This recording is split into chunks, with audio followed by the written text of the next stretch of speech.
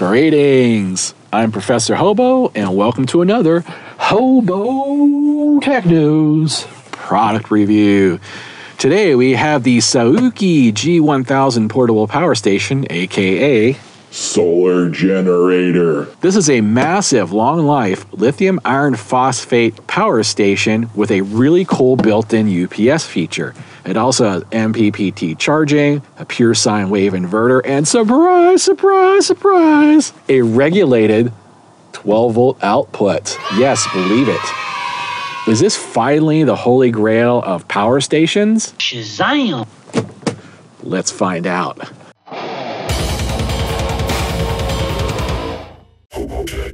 So what's in the box of the Suaoki G1000? Well, the box is just too darn big for the camera. So we're just going to show you what it comes with and where you store it. So check this out. Yeah, all the cables that come with it fit right in that compartment in the top. So you have a MC4 to Anderson, because this has an Anderson input. So this is how you hook up a solar panel. Comes with a 12-volt charger, so you can plug this into your car, truck, van, or RV. Since this has a built-in power supply, they include one of these typical computer monitor cables, power cables. There is no power brick on this. It's just, this plugs straight into your AC, and the actual power supply is inside the unit. And here's the user manual. Let's check it out. Here at the first page of the manual, it shows you all the buttons, explains the LCD display, explains the battery display, how to charge the product with solar. It mentions here you cannot charge the product using solar charger and AC power cord at the same time. It's either or. Charger the car charger. It's a good choice to charge it when you drive all the way. Alrighty. It explains here the UPS function. Basically, you leave this thing plugged in all the time to AC power. It'll stay topped up and it will supply power directly to your devices. And when the power goes out, it will automatically supply battery power through the inverter to those devices. Battery maintenance and troubleshooting codes. Just like some other products that have troubleshooting codes, this will display a code on the screen if it's overload, underload protection, over or under temperature protection. It says in here it will work down to minus 20 degrees centigrade. And here are the specifications. It does have a depth of discharge of 90% built in, so it only will charge down to 10% full and then automatically shut off. That's to extend the life of the battery. Now this sports 1183 watt-hour lithium iron phosphate battery pack with a guaranteed 2,000 cycle lifespan to 80% capacity. At 98 amp hours, this is basically the same size and technology as a Battleborn battery. This is 13.8 by 13.6 by 12.4 inches at 48.5 pounds. Yes, this thing weighs almost 50 pounds. The entire case is PVC plastic. Don't let it fool you. There's no metal here, including the handles. It does have a cool built-in compartment where you can store all the cables that it comes with. So how about that elephant in the room? Yes, this thing is absolutely huge. It has two big handles on the side to move it around, and trust me, you're gonna need them. The display has the typical 5-segment battery icon that shows you the state of charge of the battery. It also has icons that'll show you the charging source and the output, but there are no wattage displays whatsoever. It does have a large corner of the display set aside for showing error codes, and all the inputs and outputs are on the front with the exception of the AC charging port, which is on the back. This does offer a 1000 watt pure sine inverter with a 2000 watt peak and 4 outlets. This does have MPPT charging. There are 3 ways to charge this: by AC wall outlet by plugging it in, by 12-volt source by plugging it into your car, truck, van, or RV while you're driving, and of course, solar. Now this thing's big. The claimed charge times are 9 hours by 12 volt, meaning 9 hours while you're driving or the engine's running, 8 hours by maximum solar, and 7 hours by wall charger. There are 3 12-volt output ports on this, 1 big 12-volt cigarette lighter, which is voltage regulated and offers a 10 amp output, and then there are a pair of 5mm barrel plugs rated at 3 amps each. This offers 5 USB output ports, 2 standard USB-A 2.4 amp, 2 power delivery ports which offer 18 watts each, and then a single USB-C power delivery port which offers 60 watts charging. With all these USB outputs, you're definitely covered. So let's explain the UPS feature, which is the primary feature of this particular power station. Now this is a standard computer monitor cord. This is like used for regular computers and monitors. You've all probably seen one of these before. This is what you use to plug this thing into the wall. And what you do is you leave it plugged in 24/7, and then you plug all your sensitive devices in the front of this. While it's plugged in, it'll say UPS on the display, which means it is actually staying charged and protecting your sensitive equipment. And if the power fails, the battery automatically takes over and provides power to all your devices. Now note, this is not an AC pass-through, which means when this is plugged in, the power is not coming directly from this cord to these outlets. These outlets are still powered by the inverter all the time, so they are limited to 1,000 watts. This does offer a 3-way input. First, obviously, is charging by the wall outlet. The second, you can charge from this barrel plug, which I believe is 6mm because it looks like the Goal Zero one, but I'm not sure. It's not stated anywhere in the manual what size it is. And then you have Anderson power pole, which is awesome. That's my favorite way to charge. So the 12-volt adapter that comes with this goes into the 6mm plug, and then anytime you want to plug in solar, you plug the solar into the Anderson. This does offer a 12-month manufacturer's warranty and a 30-day money-back guarantee.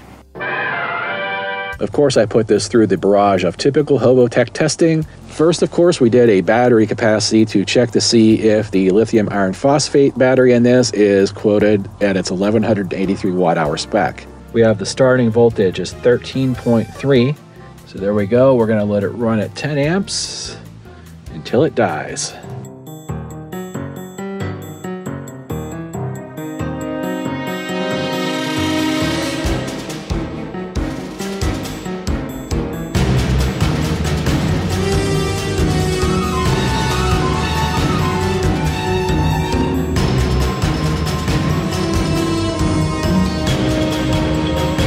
Suaoki G1000 final results. 1,011 watt hours, 82.4 amp hours, 9 hours runtime. As you can see, I was able to pull 1,011 watt hours from the claimed 1183 watt hours. That's 85%. Suaoki does say they only allow this to charge down to 10% capacity, so this result is expected. Now at least we know why they call this the G1000 and not the G1200, because they're marketing it as a 1,000 watt hour power station because that's the actual usable capacity of the battery inside. And we did a DC 12 volt output check. So let's see if we can pull the 10 amps that they claim.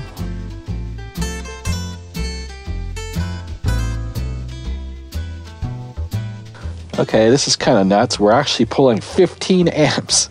We're now pulling over 15 amps. I've never seen any power station able to pull this much from a regular DC cigarette lighter port. I gotta watch because there might be a fuse in there that might pop if I go any higher. Oh, there we go. So it finally dropped once we exceeded 15. Well, there we go. We're pulling 15 amps from the 12 volt port. That gives you 173 watts. That's the most impressive I've ever seen from any power station. As you can see, we were able to pull a massive 15 amps from this 12 volt port, which is something I've never seen before. Now, is this a modified sine or pure sine inverter? We of course did that check. As you can see, we have a perfect sine wave at 110 volts, 60 hertz. Doesn't get much better than that. And we did an inverter capacity test to make sure we can pull at least 1,000 watts from these outlets. We're gonna see if we can get this thing to trip, because it is a 1,000 watt pure sine with a 2,000 watt peak. Now the Suaoki G1000 does not include any kind of input or output watt meter, so we're going to use this old-fashioned kilowatt to see what kind of watts are coming out. So I have it set on watts. Let's give it a shot. We're just going to go right for the gusto and get it to 1,000 watts here. Okay, we're at 1,300 watts. Yeah, this feels nice and warm. Let me tell you, it's pretty cold out here today, so this is oh, there we go. We tripped it pretty fast. So it does not like 1,300 watts for any extended period of time. Now with the Suaoki, you do need to turn it off and back on again to reset the code. Hello, IT? Have you tried turning it off and on again? What I have set up now will kind of break the space-time continuum. I have the output going into the charger, going back in, because I want to be able to control how many watts they're drawing. And I have the hairdryer on medium with a high fan setting. And I want to try to get it consistently over 1,000 watts here. So there we go. I want to see how long it runs at just over 1,000 watts. We got the stopwatch going. Let's see how long we can pull close to 1100 watts. We pulled 1100 watts for an additional 3 more minutes. We're now up to 8 minutes total since pulling over 1000. So it looks like we have our answer. It will shut down somewhere between 12 and 1300, but it will allow you to run 1100 pretty much indefinitely. That's impressive. As you can see, we're able to hold at least 1100 watts for 8 minutes from the AC inverter, which exceeds the 1000 watt rating. Now, can you charge it while you're using it? In other words, pass-through charging. Absolutely. I have the 110 outlet coming out, powered by the inverter, powering this battery charger, which is charging the unit. And you can see that the battery icon is actually going upwards, and it's showing coming in from solar, because this is typically the solar port. It does say AC, USB, and DC all at the same time, because I am running DC output and USB, and I know you guys can't see that, but you can hear the beep when I plug it in. There you go. Proof that you can use all the outputs while you're charging it. So what's the max charge rate? Let's find out. We're now going to do the maximum charge rate test. We're going to see how voltage affects the charging rate in this thing. So just in case you guys can't see this screen, I'm going to go ahead and read the numbers for you. Surprisingly, I set this to 10 volts, not expecting it was going to charge at all at 10 volts, but it's charging at 100 watts. It's actually taking 10 volts at 10 amps and charging it at 100 watts. I'm really surprised because it says in the manual that it won't charge under 12 volts. Let's knock it down some more. Let's see. Will it charge at like 9 volts? It does look like we hit the lower limit. It is not charging. In fact, we're getting an error message over here. Probably says it's probably an under voltage message. So let's bump it back up to 10 volts. I was really surprised to see it charge at 10 volts. I can definitely see the MPPT kicking in because as I change voltage, it resets and then it goes back to charging. Now there is a 10 amp limit on this. It's only going to put out 10 amps at whatever voltage, so I can only max out right now at 10 amps. Okay, so no problem there at 12 volts. Let's go ahead and unplug it, plug it back in, and make sure it does, in fact, accept 12 volts. Okay, it does not like 12 volts unless you've started it at a higher voltage first. That is very interesting. Yeah, there it goes. It's charging at 13.8. Let's see if we can get it to do it at 13.6, because that's the important voltage. That's the running voltage of your vehicle. We are getting this to charge at 13.6 volts. So it is accepting just over 8 amps, charging at around 115. I'm guessing about 120 on the input through the Anderson power pole connector. So let's verify. We will charge at 13.6. That's the most important voltage here. Verified, you can absolutely charge this at 120 watts or so from your engine running in your truck, car, van, or RV. We now dropped it down to 12.6. It still charges at 120 watts. And in fact, even if the voltage drops to 11.5 volts, you're still charging at the maximum about 115 watts. So let's see what kind of voltage this thing can take before it errors out. I'm pretty sure they said it takes 40 volts. So let's go ahead and bump her all the way up. At 39.6 volts, we are charging at 155, almost 160. So it looks like about 160 watts is going to be the maximum.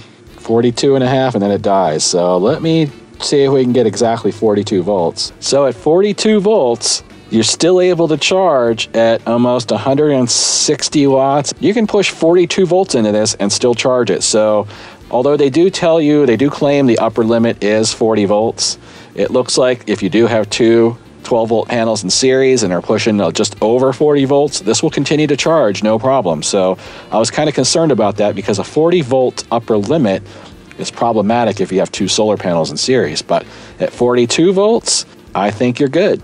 As you can see, you can charge this thing from 13.6 volts, which is your engine running in your vehicle, at 120 watts. That's pretty good. That's going to push the 10 amps on your cigarette lighter anyway. And this will also charge at the maximum 160 watts if you keep the voltage between 14 and 42 volts. And we also did a USB output rate check. I want to absolutely make sure that the power delivery port that claims 60 watts can provide 60 watts. And I'm doing that by plugging it into this EcoFlow River power station, which charges by 60 watt USB-C. I did a review on this, and we are showing about 54, 55 watts coming in, and it's being charged from the bigger power station. So success, we got 60 watts from the power delivery port. I also want to do a quick test of the regular USB-A power delivery ports. Those are rated at 18 watts apiece. As you can see here, I'm able to pull 2 amps at 12 volts or 24 watts without any issue. So those are as stated. As you can see, we're able to pull easily 55 watts from the USB-C power delivery port and 24 watts from the USB-A power delivery ports, which were only claimed to be able to supply 18 watts. So again, we're able to do more than what they state. Suaoki did send me their 100-watt panel to go with this, and unfortunately, it's about an hour from sunset, and it looks like I got a little bit of shade. I was getting about 50 watts here. As you can see, I'm already too late. I got some shade from the tree. There's not much else I can do about it. Let me show you real quick a couple of the features of the 100-watt panel. It does come with alligator clips to charge a battery. It does come with all kinds of adapters. It does use Anderson power pole. There is no meter on the G1000 to tell you how many watts are coming in, so I have it set up to see this. It does have kickstands for each of the panel, so it is pretty large, but once you set it up, it's pretty decent. Just to let you know, I'm going to do a dedicated video on this 100-watt solar panel by Suaoki, and I'll do some more extensive testing with it and compare it to some other solar panels. But just want to let you guys know that you can get their 100-watt panel, and it works perfectly fine with the G1000. So what do I like about the G1000? Well, this is going to be easy. I like nearly everything about the G1000. However, my top 3 would have to start with the battery technology. The fact they're using lithium iron phosphate is smart. These batteries will last you 5 to 10 years, thousands of cycles pretty easily, as long as you don't beat them up. They're also super safe. You'll never have to worry about a fire being started because you're charging or discharging this thing. The 12-volt regulated output at a very usable 13.3 volts is my second favorite feature of this. Of course, this is practically the holy grail with the pure sine inverter MPPT charging, offering state-of-the-art USB quick charging. This thing is really a top-tier challenger. I have to admit, the built-in UPS feature on this is pretty cool. That would be my third favorite feature. Just leave it plugged in all the time with no awkward power brick, and when you're disconnected from shore power or turn off your inverter for the night, you have a Battle-Born battery's worth of power at your fingertips to keep you going until dawn. Now, what don't I like about the G1000? Well, the fact that this thing is simply huge. It weighs nearly 50 pounds and is almost the size of a small refrigerator. Because they decided to design this around the UPS feature, it has a built-in and very heavy power supply in the back. This is not something you want to move around all the time. Fortunately, all the outputs are on the front, so you can stick it under a desk or up against the wall and have access to everything. And if you don't need to use this top compartment, the top is pretty strong. You could actually pile things on top of this to save space. Now, I don't like this display. Without any input or output watt meters, you have no clue how fast you're charging or depleting the battery. They use a lot of screen real estate for the error code display for some reason, and I just don't understand that. Now, while charging with solar, a little sun icon will show up and some rays will be coming out of the sun, and that gives you a generic idea as to how fast you're charging, but there's nothing specific. Now, if you don't care about numbers, this might not bother you. My final gripe about the G1000 is the charging rate. 160 watts seems pretty slow for something this size. It takes about 8 hours of good sun with 200 watts of solar to charge this thing. Now, I know this power station's designed more to be plugged in all the time and they really didn't focus on solar, but it would have been nice to have a faster solar charging option. So I know your next big question is, how much is the G1000? With current HOBOTECH discount code below, this is $1169, which puts it around the same price range as the Maxoak Bluetti 1500 watt portable power station. And that's also its main competitor. The Maxoak Bluetti 1500 watt hour power station is currently at $1109 with discounts, but this touts a very long life and very safe lithium iron phosphate battery, where the Maxoak Bluetti uses standard lithium ion. That's going to make this thing last at least 4 times longer than that. It also has twice as many power outlets, has higher powered and better technology USB ports, it has higher amp DC output ports, and it's not blue. Now, the Bluetti can charge 3 times faster than this, and it has a larger capacity by about 25%. And it's far more portable. It's much lighter weight. I think that's around 35 pounds, and this is closer to 50. And the Bluetti is more van life friendly. If you're very limited on space, then that might be a better choice. However, it's just not as state-of-the-art as the G1000 though, and the Bluetti's blue.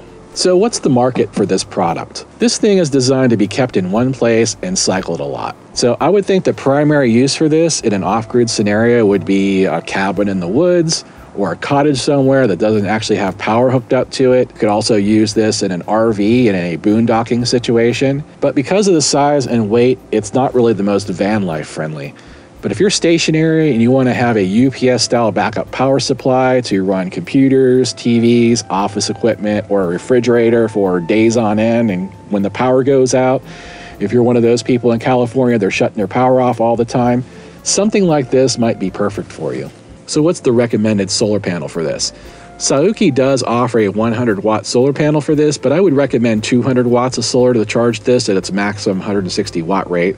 So you can get 2 of those panels and hook them in series. There's also other solar panels that'll work, like the ROADTREKs, the Jackeries. Jackery solar panel will plug directly into the Anderson power pole without any adapters whatsoever. However, if you buy this for a limited time, Suaoki will actually give you for free a 60-watt panel. It is the 60-watt version of the 100-watt panel, which I showed you earlier. So all you have to do to get the free 60-watt panel with this is send your G1000 Amazon order number to the email address below, jennylou3355@gmail.com, and get the free 60-watt solar panel for a limited time. They're only going to give this for a limited time, so if you wait a month or two, don't expect, if you watch this video, to still get that free panel. Now, both the 60-watt and 100-watt panels will work perfectly fine with this power station, and they also work perfectly fine with the Suaoki S200 that I reviewed several weeks ago. Now, below in the description, I'm going to have Amazon links to the G1000, the S200, which I reviewed before, and that 100-watt solar panel.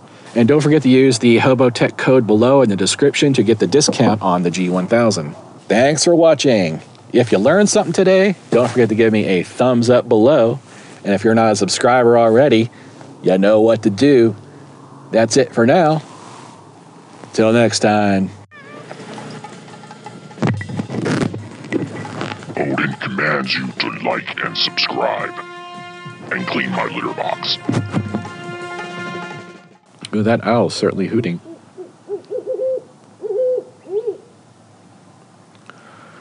I don't think I've ever been interrupted by an owl before. This thing weighs almost 50 pounds. Yeah. I don't know what I'm doing with my hands. Hey, thank you for watching our video. If you liked it, be sure to subscribe, share, and like. And we'll see you guys next time.